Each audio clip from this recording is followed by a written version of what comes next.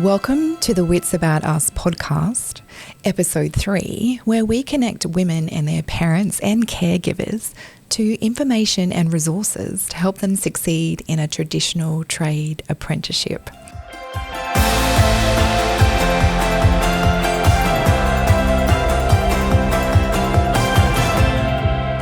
Hi Peta, it's lovely to meet you. Thank you, Stacey. Lovely to be here today. You are a researcher and you also run a national apprenticeship information service. Tell us a little bit about yourself and what you do. Yeah, absolutely. So my pathway into the apprenticeships industry was probably a bit different to a lot of people because I actually came through an academic pathway. So my background is in research. So I started my career doing my PhD in psychology before moving into vocational education and training research, and then from there into apprenticeships.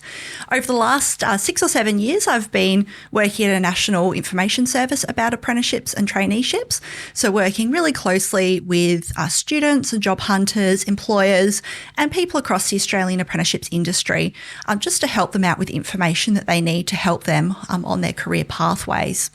The apprenticeship industry is just such a fabulous place to work because it really brings together a lot of my passions, which are around helping people, particularly with their employment and education journeys. I think employment and education are such a foundational and important aspect of people's lives. It can really make a huge difference to them, and being able to help people out with really good information and resources can really make such a big difference. And apprenticeships are also on the cutting edge of what's going on in the world of work. So it really pulls together some really exciting work that we've been able to do. I love that. Apprenticeships are on the cutting edge. They absolutely are, because they're teaching young people exactly what they need to know to be successful in the workplace. Why is it important for more young women to consider traditional trade apprenticeships? I mean, there are so many reasons why traditional trades are a fantastic pathway. I'll start off particularly talking about young women first off. And the reason why we need more young women in traditional trades is because we just don't have enough at the moment. They're a fantastic career pathway for anyone, but at the moment they really are male dominated. So our women and non-binary people coming into traditional trades really are not at the level that we'd like to see. So some of the benefits of a traditional trade, I mean, first off, as I said, they are at the cutting edge of changes of technology and of the future of work. So they're a really good long-term career pathway. They're also paid really well. So trying to, change some of that gender pay gap, it's really important to give women and non-binary people the opportunities to move into those high-quality roles.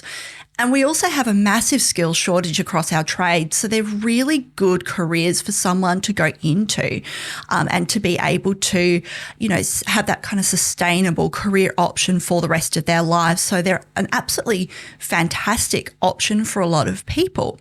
And particularly for people who want to go out there and work with their hands, do something really practical. And there are a lot of women and girls who want to do careers like that, but haven't necessarily traditionally moved into those kind of trade occupations. So overcoming some of those barriers will be really positive for a lot of women and girls. Now, talking about trades themselves and why we need more people in trade careers generally is because these really are growth areas. So we're seeing not just in our kind of usual industries that we've seen a lot of over the past 50 or 100 years, talking about things like construction and manufacturing, mining and mineral processing. We're also seeing a huge growth across new industries, new career options, and trades are really at the forefront of this. So it's a really important kind of growth area for the Australian economy, and we really need to be getting more women and girls into these career options to be able to kind of, beat down some of those walls and some of those barriers, and also give themselves options into really good quality careers. It's so exciting, isn't it, to be, right here and now. There is absolutely growth happening in these industries, and one way to counter the skills shortage that we are experiencing, of course, is to encourage more women into trade-based careers. However, what are some common misconceptions that might deter young women from considering a career as a traditional tradesperson? I think there are a lot of misconceptions about the trades generally, but I'd say first off, there is a misconception that trades aren't for women. And we know that that's not true. And I know through this podcast series, we've already heard from, a fantastic woman who's in a trade. And it's really exciting to be able to see women who have already gone through these pathways. And it's absolutely something that women can do. So I think there is a misconception there sometimes that, trades are too dirty, it's too heavy, it's just not the right kind of environment for women. And I'd really say that that's absolutely not true. It might not be right for all women, but it's not right for all men either. So we need to really look at who it's right for as an individual, not just based on their gender. That's a really important thing to think about. I think there's also a misconception that trades are dying out, that particularly in areas like manufacturing or mining, that there aren't going to be career opportunities there in the future. And I would say that this is absolutely not true. Not only are we seeing growth in new industries and new areas such as, around the net zero economy and circular economy, but we're also seeing really big growths across things like manufacturing as Australia's trying to build up our sovereign capability workforce. So making sure that we're able to build things, to manufacture things in Australia. And then when we're looking at things like mining as well, our net zero economic change is going to require a huge amount of minerals, a lot of which are predominantly found in Australia. So sometimes up to, a quarter or a third of these really important minerals and metals that we need for net zero are going to be found in Australia. So we need more people there. And then construction is the really other huge industry for trades as well. And we can see at the moment the construction booms right across the country, domestic housing builds, big infrastructure builds as well. So kind of any industry that you look at, we are seeing growth. So we're seeing both current skill shortages. We don't have enough tradies right here and now, but we're also seeing massive growth. So if we don't do something to encourage more people and more diverse people into the trades, as a country, we're going to have really big problems over the next, 5, 10, 15, 20 plus years. So these are really important careers to get people into. They've got a really good lifespan ahead of them. These are careers that people can go into, build up a career pathway through and then retire out of, in maybe 50 or 60 years' time potentially. But there is, a huge amount of growth that's going on that we need to consider. So this is absolutely critical for the sustainability of our economy. And one way to counterbalance those misconceptions is to completely take gender out of career decision making and to look at the individual, their strengths, their interests, and to, I suppose, connect them to information about these newly emerging areas in green energy, for example. So then, with that in mind, how can parents and educators better support young women who do express interest in traditional trade apprenticeships, or perhaps don't express it but would be, great candidates for this area?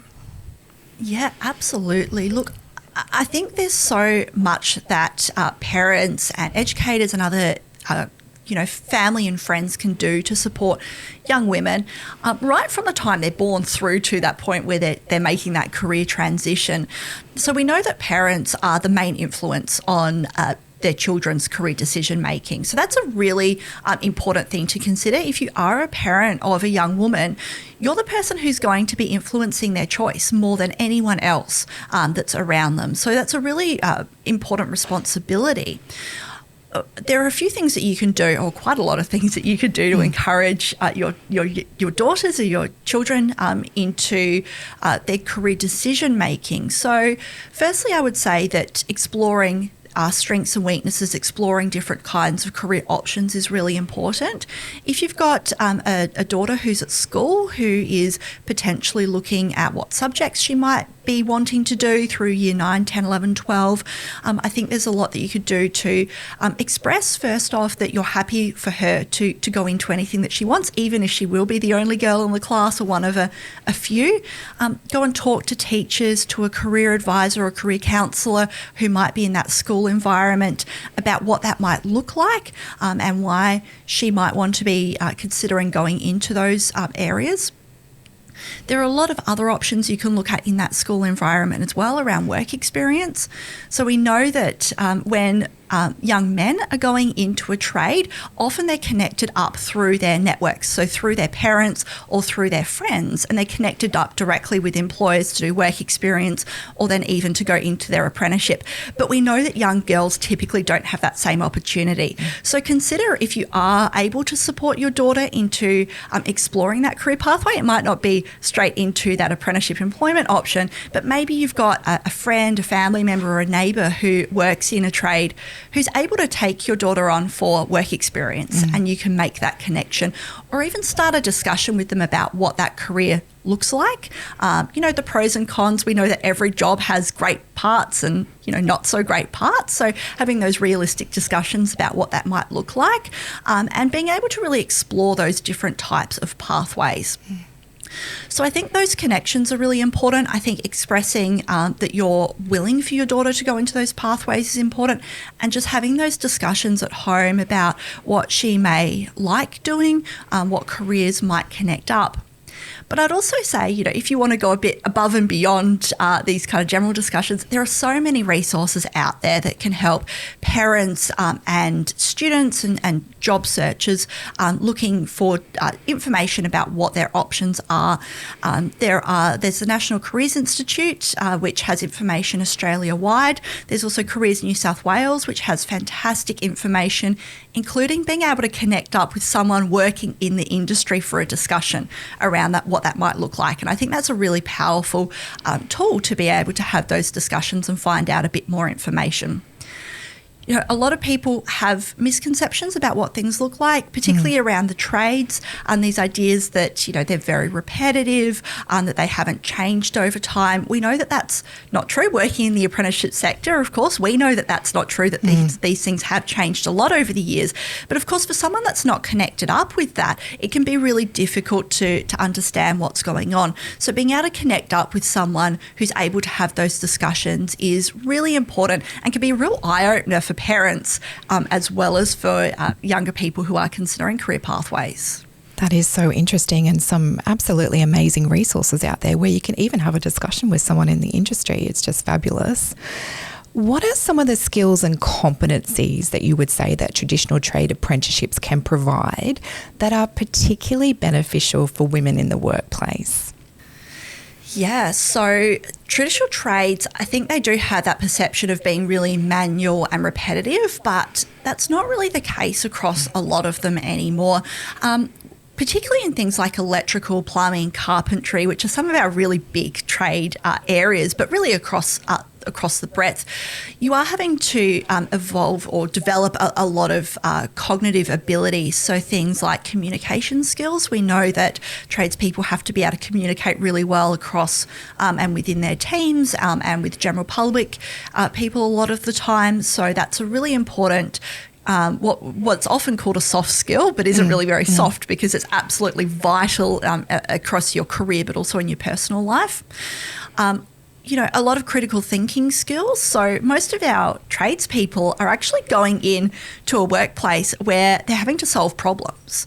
So they might have a piece of work, whether that's, going into someone's home to work out what's going wrong, or whether it's in a new build or an industry. You're having to go in and do a lot of critical thinking and problem solving. And so these are really high level skills that might sometimes be associated with more academic or professional work, but are absolutely important across our trades.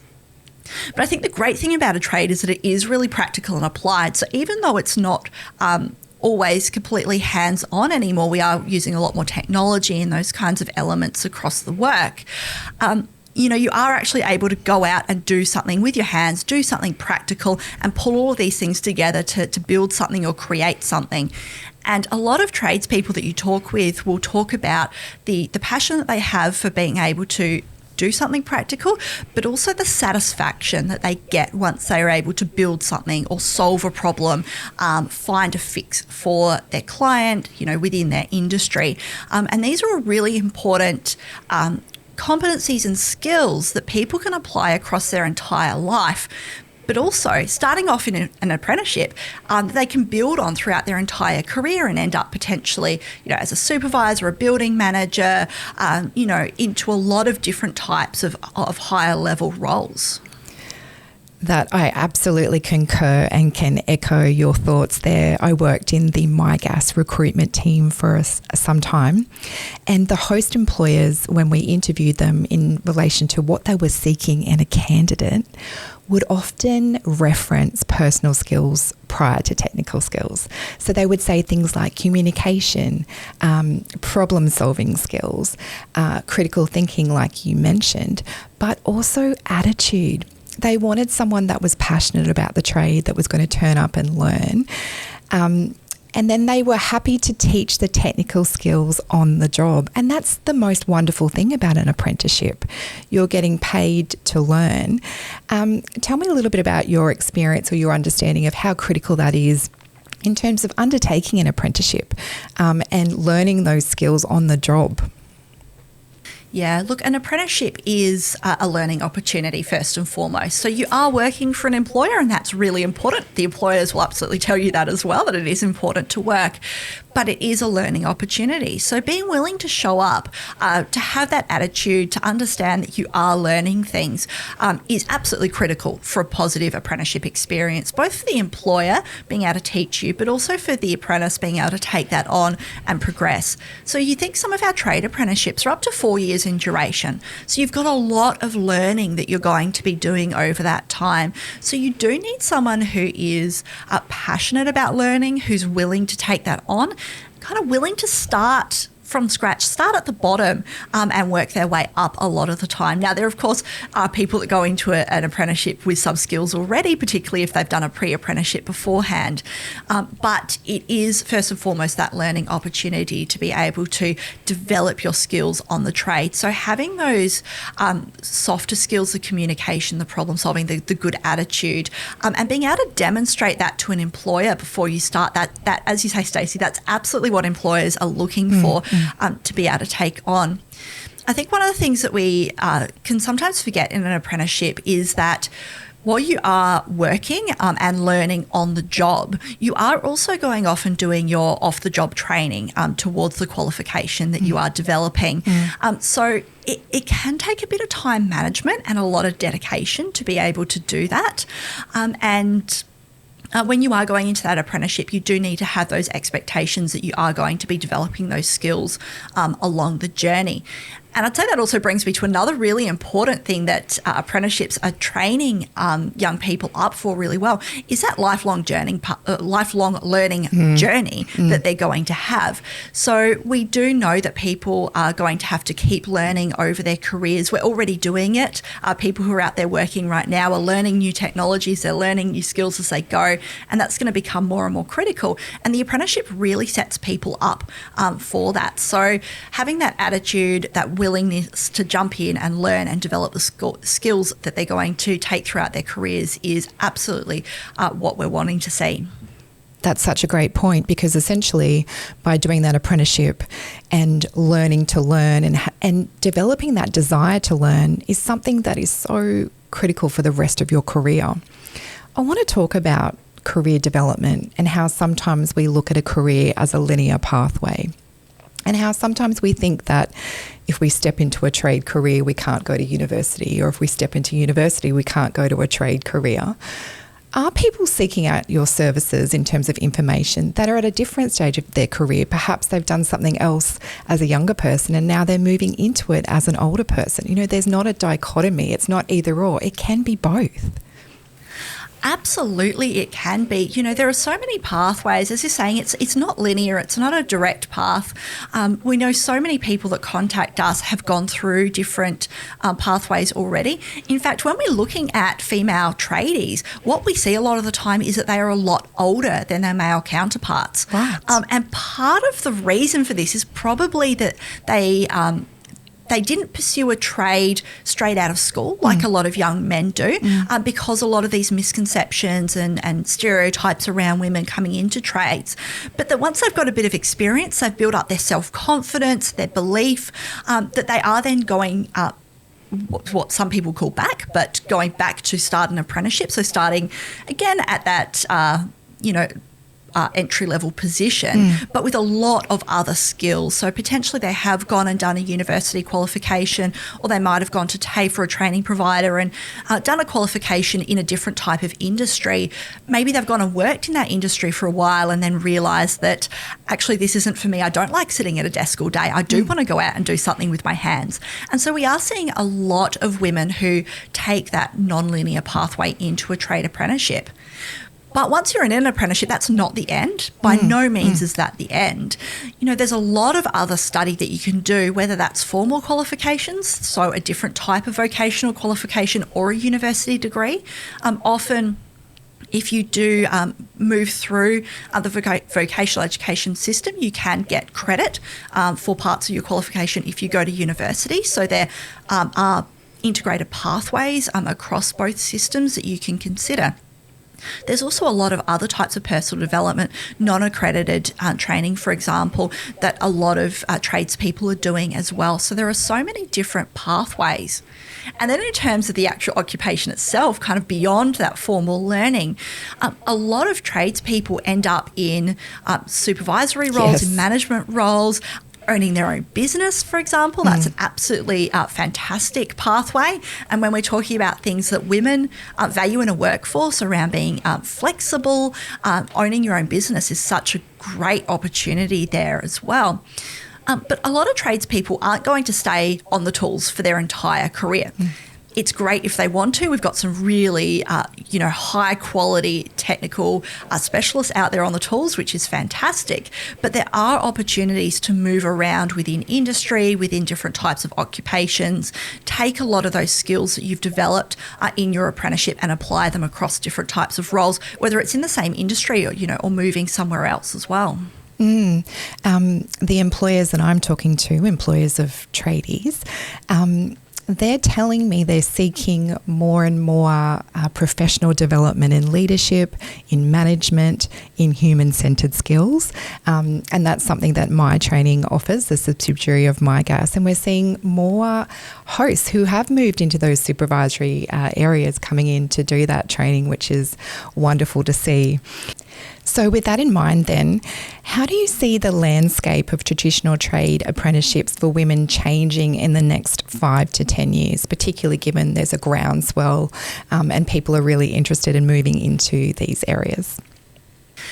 I think the first thing that we're seeing in the short term, so that 5 to 10 year landscape, is a much greater number of women that are coming into trades. We're already seeing it in some states where state governments are pushing to increase diversity across the workforce. We're already seeing a lot of initiatives that are supporting women into trades. So I think in terms of those numbers, we're absolutely going to see that. We've got pressure coming from government. We've got pressure coming from, tradeswomen who are supporting other women into the industry.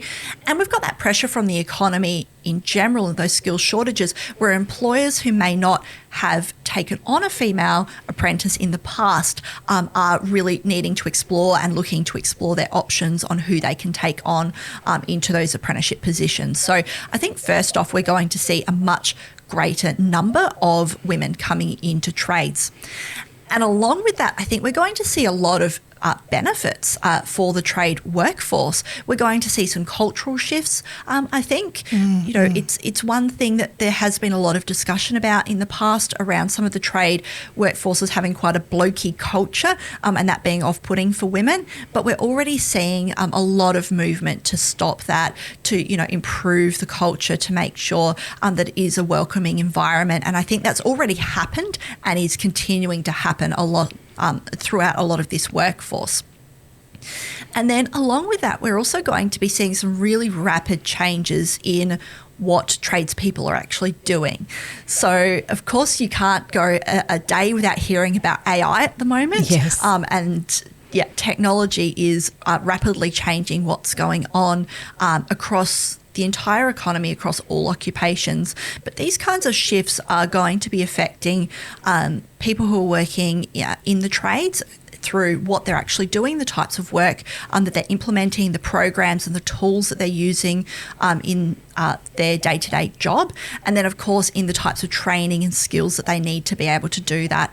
So we're going to see that increase in technological capability across a lot of our apprentices and qualified tradespeople. And I think coming in at an apprenticeship level is a great way to be at the forefront of those kinds of changes and being able to pull them through into the industry where potentially you've got qualified tradies who aren't engaging as much in learning at the moment because they are focused on their work, and being able to use apprentices as a way to kind of shift the dial on the implementation of some of that technology as well. So I think we're going to be seeing a lot of changes across who's going into trades, across those cultures, but then also across the types of work that our tradespeople are going to be doing. There's a lot of rapid shifting in the landscape at the moment, which can be a little bit scary at times, but also creates so much opportunity for people who are considering their career options. And absolutely, and the more women that move into trade-based careers, the more that dial will be pushed in terms of that cultural shift. What can we do to make workplaces more inclusive for women who are coming into the sector? I think there's a lot that we can do. So starting off at the employer. So of course, these kind of cultural changes do come a lot of the time from the workforce that's already in place and from the employer. Now, we know that there are so many amazing employers out there who have already taken on female apprentices, who have female tradespeople working for them. And I'd say, first off, congratulations to those employers who are already doing amazing work. That is so important to see. But we're going to see more employers who are jumping into that. So I'd say that kind of networking and cross-pollination across workplaces and across employers is really important. A lot of people are going to be taking on lessons from others who are already doing great work in these environments, but making sure that you do have that welcoming workplace where first and foremost you are willing to take on female apprentices or female tradespeople. Listen to them. Listen to what they want and what their challenges and problems are in the workplace. I was at a fantastic event earlier this year talking about this topic, women in construction actually specifically, and a lot of the problems that they were facing. And a lot of these challenges are things that employers can shift and can change, but they haven't always had the need to do so. But where we are seeing employers listening to our tradeswomen or our female apprentices, it is making really positive shifts in what's happening in those kinds of environments. And so that's really basic things around understanding what a paid parental leave might look like, not just for your female apprentices and tradies, but also for your male apprentices and tradies as well. So making a much more welcoming environment for parents, looking at those types of hours. So if you do have staff who have children, how childcare arrangements might affect their working hours. Some really basic things around making sure that you've got facilities for women on site. It sounds so basic. It's something that we should be doing, but being able to have toilets, being able to have safe spaces, around lunchrooms and those kinds of things as well, around appropriate PPE. These are all really important elements to make sure that you've got a welcoming environment. And then also making sure that your supervisors are standing up to any inappropriate behaviour. They're really willing to, mentor and support their female apprentices and other tradies on site. So there are some really there's a really important work that employers are already doing and important steps that they can take to make that workplace more accessible and a better culture for women. But then we also have the work that our female tradies out there right now are doing. So there are so many amazing organisations across Australia. So Empowering Women in Trades, supporting and linking tradeswomen Australia. There are so many organisations out there who are doing work to support current female apprentices and tradies. So networks. So just having the capacity to talk to other women who are in these kinds of roles about what's going on, how to overcome challenges that come up. Because of course, there are challenges in the workforce for anyone, regardless of whether they're in a trade or not. But having that supportive network to be able to overcome some of these, the tips and tricks. Sometimes it's just, the need to vent about what's happened that day to someone who really understands what's going on in your environment. But those networks and those women are doing a lot to push industry and push employers to do better. They're also really doing a lot of work to make sure that careers information is getting out to young girls and women to understand what's going on in the environment, and to promote the real benefits of these kind of trade career pathways to young women and girls. So I think the changes are coming at both ends.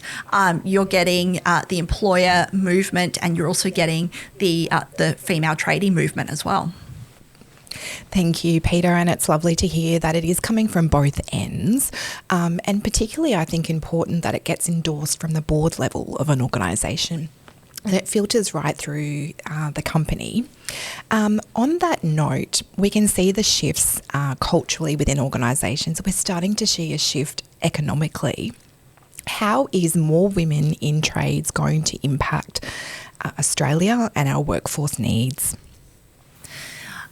Okay, workforce needs is a really big one at the economy-wide scale because, as I said, we've got around 50% of our trades are in current skills shortage. And so what that means really is that employers aren't able to take on people with the skills that they need in the roles that they need people working in.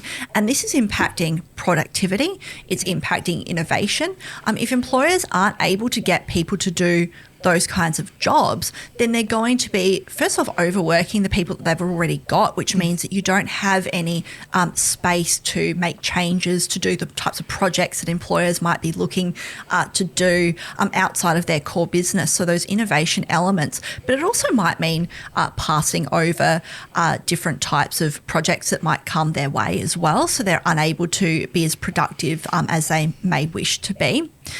It's also driving up costs as well. So when you don't have people to actually do the jobs that need to be done, of course, you do end up paying more to get someone out to do that. And so that's a really big challenge for the economy. So being able to get more women and more diverse people into trades means that we'll have a greater pool of people working in these roles, hopefully bringing down some of those skills shortages. So we don't necessarily want an oversupply of tradies, but I don't think that we're at any risk of that in the short, medium or long term, because as I said, this is our most acute skill shortage area is in our trades.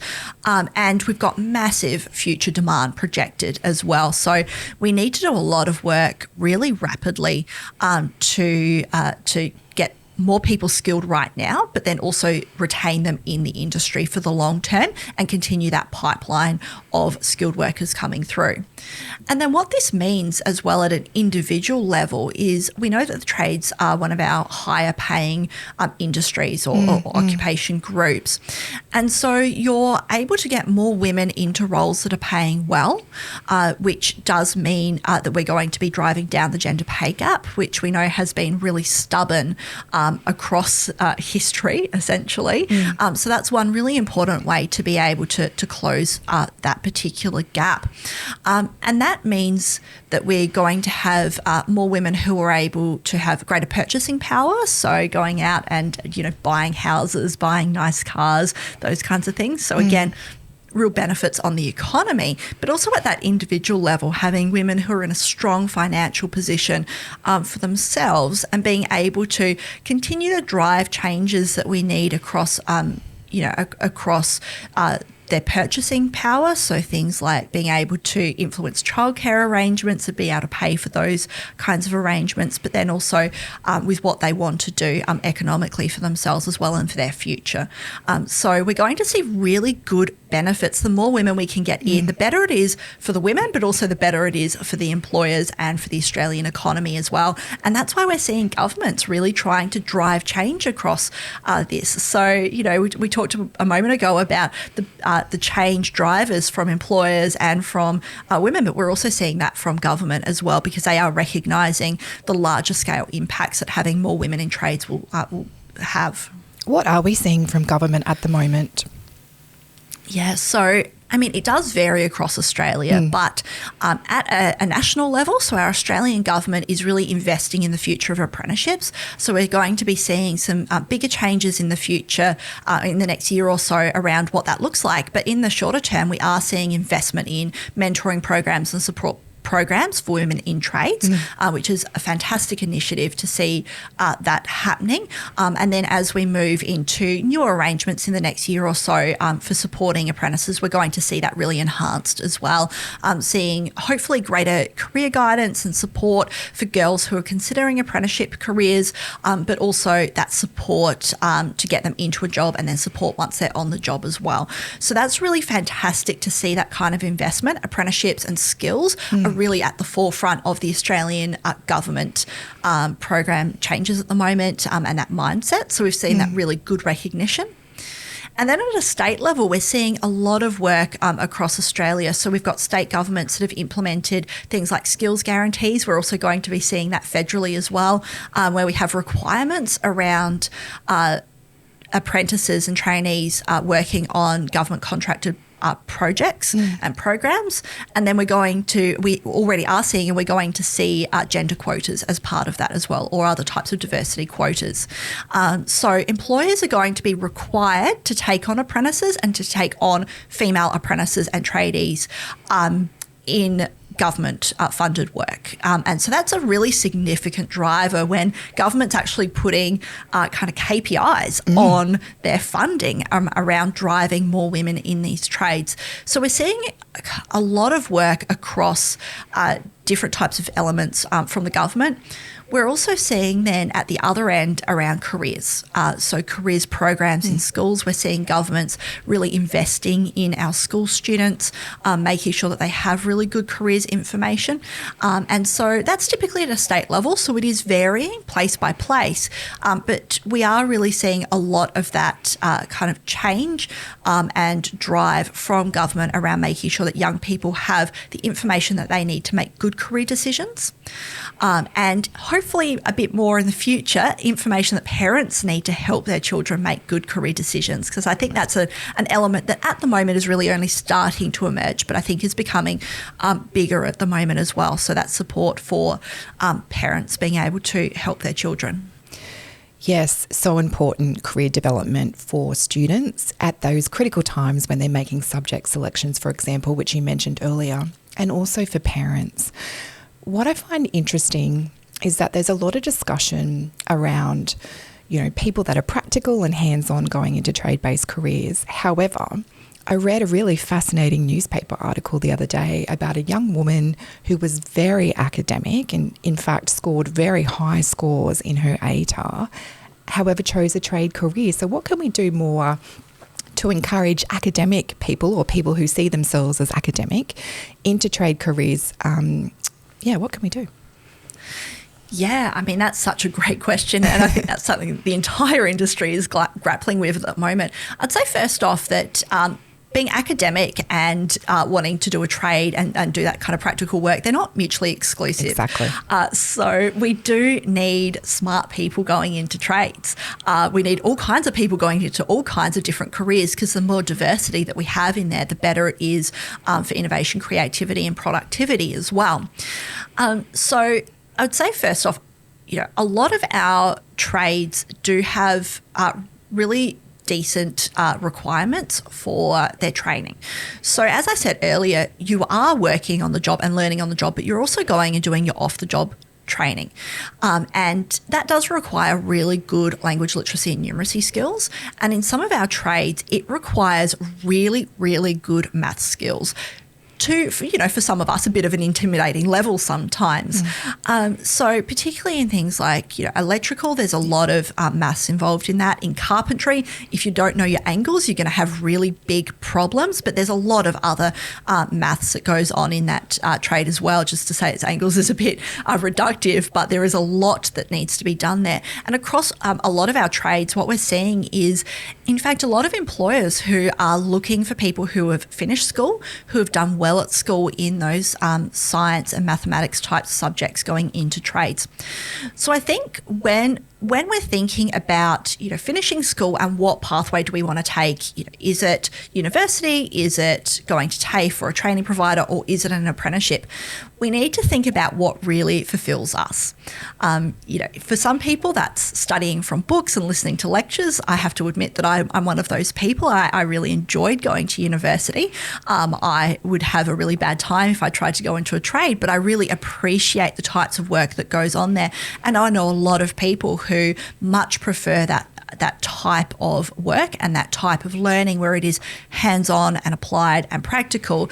But with a lot of these apprenticeships, we do need to consider some of the book type skills or the learning type skills that might go on in there as well, because that is an important element. If you think you're going into an apprenticeship and you're never going to sit in a classroom again in your life, I've got some bad news. Unfortunately, there is some classroom learning that will go on. And there is theory that apprentices are going to be trained up in. So I think it's less about that dichotomy and more about what fulfills you. If you are really keen on a trade career and working in those types of occupations, it doesn't matter whether you think university is a better option or, a TAFE or training course is a better option. You need to look at what's actually going to create that better outcome for you in your personal career pathway. I love that, talking about what fulfills us. I mean, what better message is that? We spoke earlier about the importance of parents and for them to explicitly state it's okay for their daughter or their son to go in any career that they choose. How can we arm parents with the right messages in terms of encouraging particularly their daughters to go into a trade-based career, which we've discussed is quite a lucrative option? Yeah. I think there's a lot that needs to be done, around awareness raising first off. So the more that we can get an awareness out there that all career options are for anyone, depending on, again, what fulfills them and what their passion is and what direction they want to take. But breaking down some of those stereotypes and those barriers around gender. And that's something that comes back a lot to culture and a lot to media and the types of images and messages that are out there. So we're seeing a lot happening at the moment, not just targeting parents, targeting all Australians around what a tradie is and what they look like. And so you'll see a lot of the time now when people are putting out images, whether that's, a billboard or, a sign at a bus stop or a train station, that we are seeing more diverse tradespeople that are being profiled in those. So that's one really fantastic way to just showcase that tradies don't just look like one thing. There is a lot of diversity in that and getting that message out. When we're talking about, parents of younger kids, I think there's a lot of media out there that perpetuates that myth around male tradies, but there is a lot of movement happening at the moment. So as a parent, I think it's around challenging your biases, and when you're seeing something that might be a little bit different, just, showing that to your kids and showing that to yourself. So there's that kind of cultural element, I think. But then for parents who are kind of at that pointier end where their children, their daughters might be considering subject selection, career options, those types of things, that can be really challenging because you've already had a lifetime for your young person of different types of messaging coming through. So it can be around, again, challenging your own biases around the types of things that you're saying to your daughter, just making sure that you're listening to what she wants rather than projecting what you want and the types of things that you are saying in those kinds of discussions. That might be as simple as actually opening up a conversation. With someone, maybe it could be as simple as saying, hey, when you were a kid, you really liked playing with Lego. So have you considered, careers that might, take up some of those building skills and just see what comes back. See what your daughter's considering, what she's thinking. Maybe she's got some of those biases and stereotypes around the fact that, oh yes, but women can't do trades, girls can't do that. None of my friends are, and it can be challenging that, or it can be around engaging with careers information yourself as a parent. That's something that you can absolutely do. Go and talk to teachers at school. You know, I'm sure that parent-teacher interviews still exist. So have those discussions around what your daughter is thriving in, what she's enjoying at school, and having discussions with the teacher around, well, what are the career options that might come out of these subjects or out of the things that she's enjoying, maybe extracurricular activities that she's doing, you know, either at school or completely away from that environment, and considering those types of ideas, because a lot of the time people that run those activities or teachers at school will be able to give some guidance around what that looks like. And then if there is a career counsellor or a career advisor or specialist, they can potentially also help you out with what that might look like in your specific circumstance as well. And there are a raft of online materials, resources that can help out. So if you are really thinking about, oh gosh, what do I do? Where do I start? You know, Google's a great place to start. If you jump on, have a bit of a search, see what's out there. There is a lot of information from, as I said, governments, but also from industry groups as well around what types of career pathways there are. And you can start really basic around what types of things does my daughter like doing. You could sit down with her and consider that. Or, you know, if you know the types of things that she's considering, jump in and have a bit of a look around different types of industries to inform those discussions.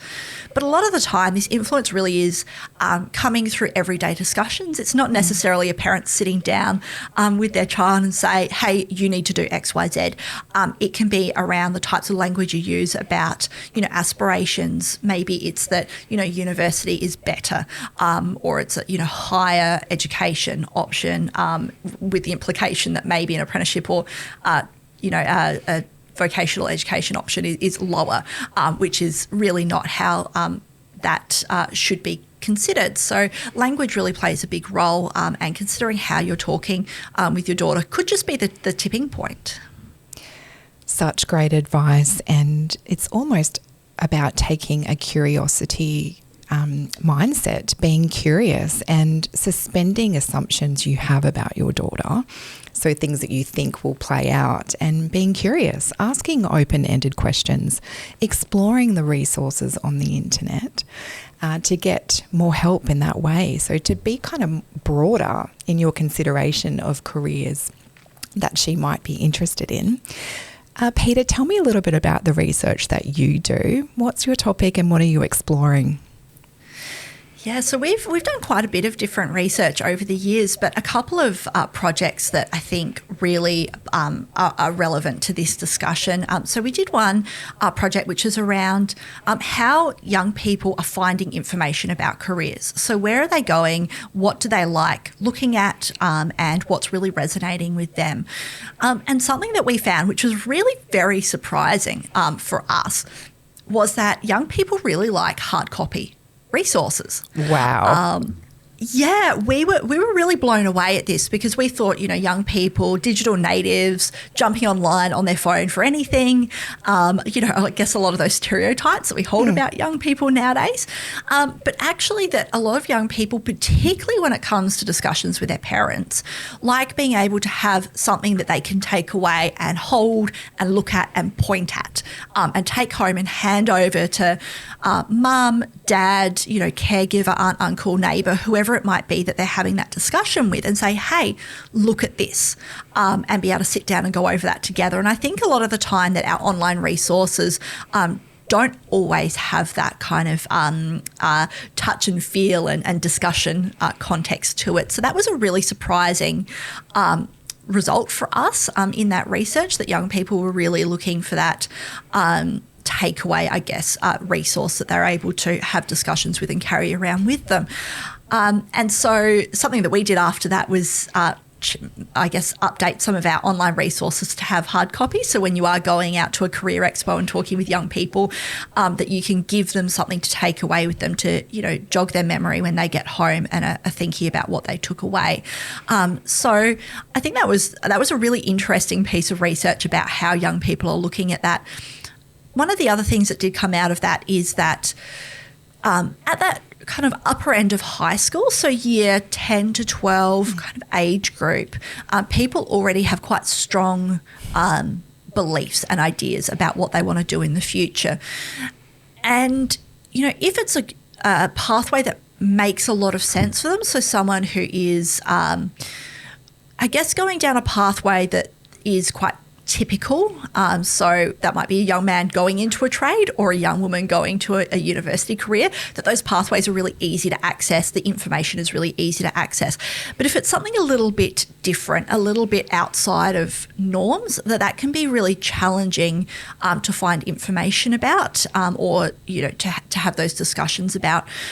So for a young woman considering a trade pathway or a trade apprenticeship option, knowing where to find that information, being able to have those sometimes uncomfortable discussions about the fact that that's what she wants to do rather than what might be typical could be, a challenge. And I think we need to make some of that information a bit more accessible.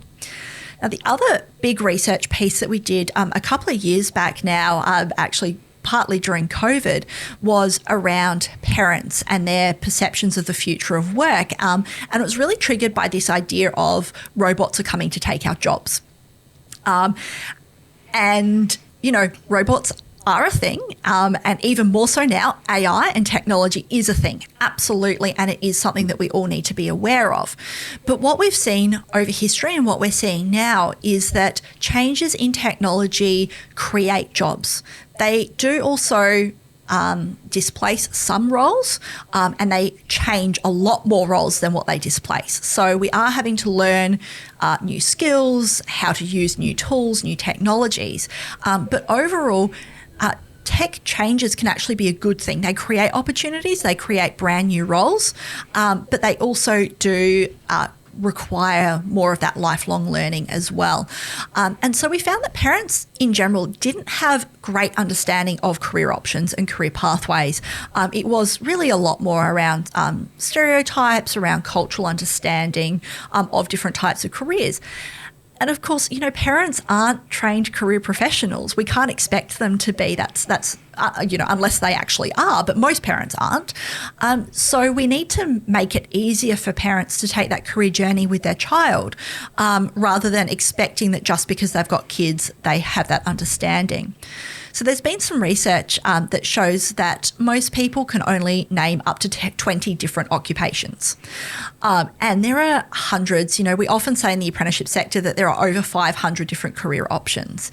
And so if you're only able to name 20, and that's not just in the apprenticeship industry, it does mean that there's a lot that you're missing out on. And so that's really where we've been trying to go out and do a bit more of that, as you said before, Stacey, around curiosity and understanding what's out there and what you can do. And, I've even been guilty of it just as we've been talking, often referring back to trades as around electrical, carpentry, plumbing, which are our big ones. But actually there are hundreds of trades out there that you can do. Some of them are really small and really niche. So things like jewellery manufacturing is quite popular, but there probably aren't a lot of apprenticeships out there. But there are also a lot of different types of industries that we can work in trades as well. Some that I haven't even mentioned today would be around like agriculture is a really big industry across Australia as well. And I know we've briefly mentioned the changes to the economy caused by net zero ambitions and also the circular economy as well. But we're seeing a lot of new occupations and new roles emerging in these areas. And so for a parent who's trying to understand what changes to industries and occupations look like, let alone what's already out there, it can be really challenging. So I think that really comes back to trying to explore with your child what they might be looking at and really tapping into some of those resources that can help you with it.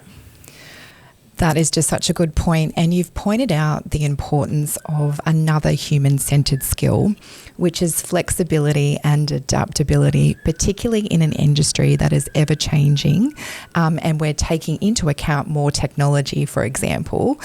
So that's such a great point that you've made. The other point that I wanted to make when young people are considering a future apprenticeship, going to a group training organisation is a really good idea. So, for example, MyGas, we employ apprentices and we have a website full of a whole range of different jobs. So you can read the description of the jobs and start to get a sense of what you're attracted to. In the same vein, MyGas is starting to explore apprenticeships and the skills required in green energy as well. So we are at the forefront of the changes in the industry. So that's another resource that young people can connect into. Peter, as we start to draw a close to the podcast today, I just have a couple of questions for you. What is it that you love about what you do? Oh, there's so much to love about working in the apprenticeship space. The fact that we're able to connect people up with information that can really change their life, moving into a career option, an employment or education option that really resonates with them, that fulfills them, that can tap into their passion and their purpose, is a really fulfilling job for me. So that's really where I find my purpose. And I feel very lucky that I'm able to work in this industry. As we've talked about today, choosing the right career can impact an individual, it can impact, an employer and a business, and it can impact at that economy-wide scale. So I think for me, being able to work in this industry, it's being able to see the impacts really across the board. And sometimes, that's, in just a big statistic across the screen, and other times it's in that really personal story, and being able to talk with tradies, with women whose lives have changed by moving into these kinds of careers, talking to people across the industry and employers about the impact that a good decision has made on their life, or the impact that a second or third chance has made on their life as well. Sometimes it's not as clear cut as jumping into your first option and loving it, but being able to have that kind of information resource as a fallback is really important, and being able to see the impacts of that is just such a fantastic job for me to be able to do. And it's just so important for all of us, parents, people in the community, educators, people in government, that we get that language right, and we're conscious of the messages that we're giving to young people, because as they get older, they get more set in terms of what their influences are and what their decisions are. What advice would you give a young woman who is on the precipice of making a decision and is sort of perhaps tinkering with going that easy option because it's what they know and they've got the information? What would you say to them in terms of considering a female traditional apprenticeship? There are two really big things I'd love to say to these young women is, first off, you can change in the future. If you don't like it, you can change. Most people change careers, so that's not a problem. If you decide to take the option that might seem easier or more relevant to you right now, and you want to go and do a trade in the future, then that's absolutely an option and a possibility. So you don't need to feel like the choice that you make right now is the last one, because that's just not how careers work. So you don't need to stress too much about that.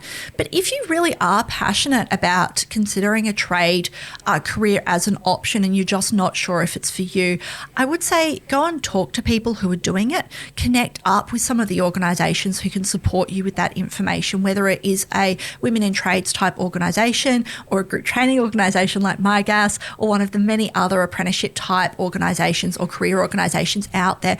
Go and explore those options, because if you can get it right now, it can be easier. Again, it doesn't mean you can't change later, but if you're able to go into something that you really are passionate about and really love right now, then that is going to be a great outcome for you. And don't be scared of, slightly shifting your focus in that as well. We know a lot of the time, we might explore 2, 3, 4, 5 or more options and find that maybe they're not quite the right ones for us. So it's really about that exploration, that curiosity, going out and, giving it a try if you want to as well, talking to people out there to make sure you've got that really good realistic understanding of what might be out there for you. Exactly. And, we used to say it's all about who I want to be, but I think now the focus is more on who am I? So learning more about ourselves so we can make those career decisions and understanding that the decision that you make isn't for the rest of your life. It's your next step and you can change along the way. And as we said before, careers are not linear. Thank you very much, Peter. It's been an absolute pleasure having you on today. And I know what you've said is going to help a lot of women in their decision making. So thank you. Thank you so much for having me. It's been excellent to hopefully help some young women and their parents out with those career decisions. This project is funded by the Trade Pathways Program, Trading Services New South Wales, and produced in partnership with MyGas Apprentices and Trainees. Now, if you're on the lookout for an apprenticeship opportunity, we've got a valuable resource for you. In the show notes, you'll find a link to MyGas where you can connect with them directly. They've been instrumental in helping thousands of tradies get qualified.